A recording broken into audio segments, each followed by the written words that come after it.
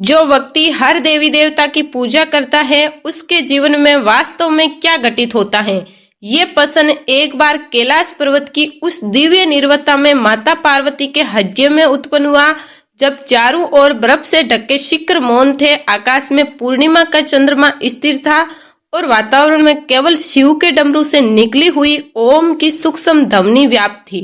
उस समय भगवान शिव गहन समाधि में लीन थे और माता पार्वती उनके समीप बैठी थी।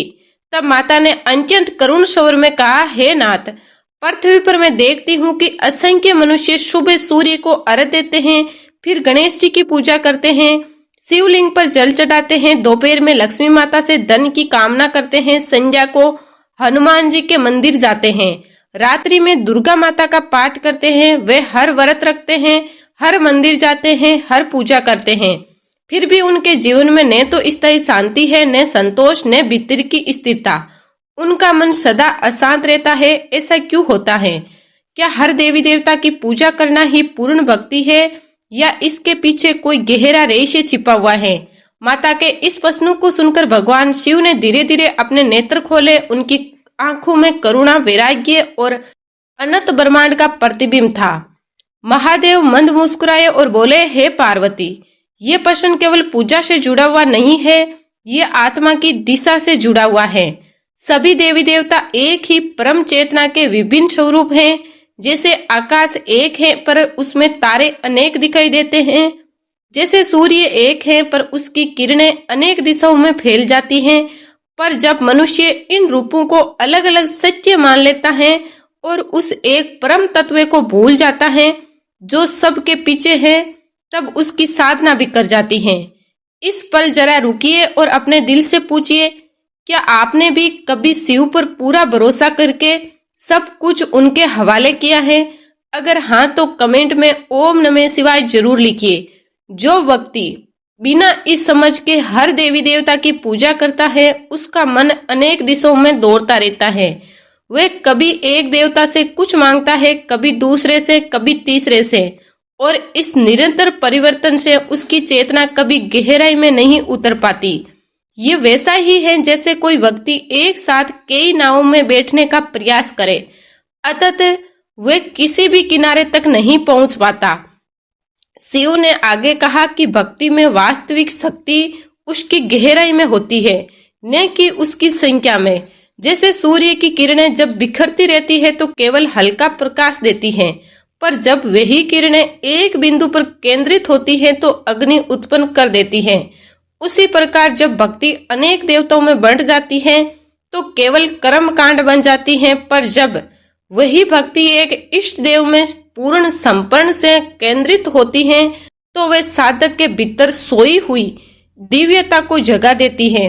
महादेव ने यह भी स्पष्ट किया कि इसका अर्थ ये नहीं कि अन्य देवताओं का अपमान किया जाए, क्योंकि जो शिव में है वही विष्णु में है, वही शक्ति में है, वही गणेश में है, वही ब्रह्मा में है। पर साधना के लिए एक केंद्र आवश्यक है। जैसे पर्वत की चोटी तक पहुंचने के अनेक मार्ग होते हैं, पर यात्री को किसी एक मार्ग पर दृढ़ता से चलना पड़ता है। शिव ने कहा कि जो व्यक्ति हर देवी देवता की पूजा करता रहता है उसका मन चंचल हो जाता है।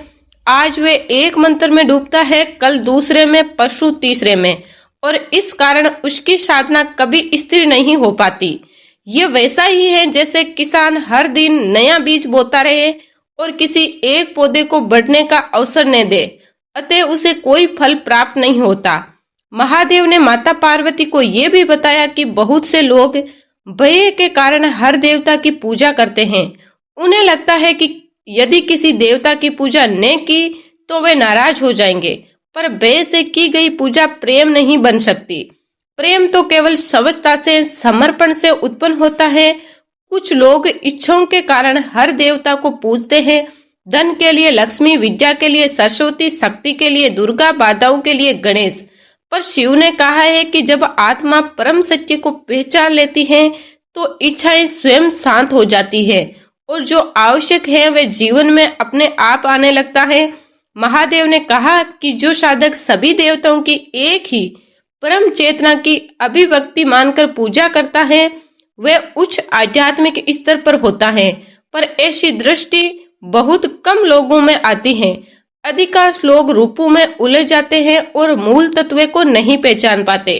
शिव ने माता को बताया कि इष्ट देव आत्मा के लिए एक सेतु है, अंतिम सत्य नहीं है। इष्ट के माध्यम से साधक धीरे धीरे उस निराकार, असीम और अनंत परम चेतना तक पहुंचता है जो सभी रूपों से परे है। जैसे बच्चा पहले सहारे से चलना सीखता है और फिर स्वयं चलने लगता है, वैसे ही साधक इष्ट देव के सहारे परमात्मा तक पहुंचता है। शिव ने यह भी कहा कि जब कोई व्यक्ति एक ही देवता की उपासना नियमित तथा प्रेम और पूर्ण समर्पण से करता है, उसके जीवन में अनुशासन आता है, मन स्थिर होता है। पूजा बाहरी क्रिया नहीं रहती बल्कि भीतर का जीवित संवाद बन जाती है। धीरे धीरे साधक के भीतर वही गुण जागने लगते हैं जो उसके इष्ट देव में है। यदि वह शिव की उपासना करता है तो वैराग्य, करुणा और स्थिरता उसके जीवन में उतर आती है। यदि वह शक्ति की उपासना करता है तो साहस और आत्मबल जाग उठता है। यदि वह विष्णु की भक्ति करता है तो संतुलन और धर्म का भाव विकसित होता है। और अंत में महादेव ने माता पार्वती से कहा कि जो व्यक्ति हर देवी देवता की पूजा करता रहता है वह अक्सर सत्य पर ही रह जाता है, पर जो एक मार्ग को चुनकर उसी में गहराई तक उतरता है वही उस दिव्य अनुभूति को प्राप्त करता है जहां भक्त और भगवान में कोई भेद नहीं रह जाता। और तब साधक ये जान लेता है कि जिसे वह वर्षों से बाहर खोज रहा था वही परम सत्य उसके भीतर सदा विराजमान था। वही शिव है, वही शक्ति है, वही संपूर्ण ब्रह्मांड है। अगर इस कथा की एक भी पंक्ति ने आपके मन को छू लिया हो तो इसे सिर्फ सुनकर मत छोड़िए। लाइक कीजिए और कमेंट में ओम नमः शिवाय जरूर लिखें कि ये दिव्य संदेश और लोगों तक पहुंच सके। आप सब पर भगवान शिव की कृपा सदा बनी रहे। आप सबका धन्यवाद। ओम नमः शिवाय।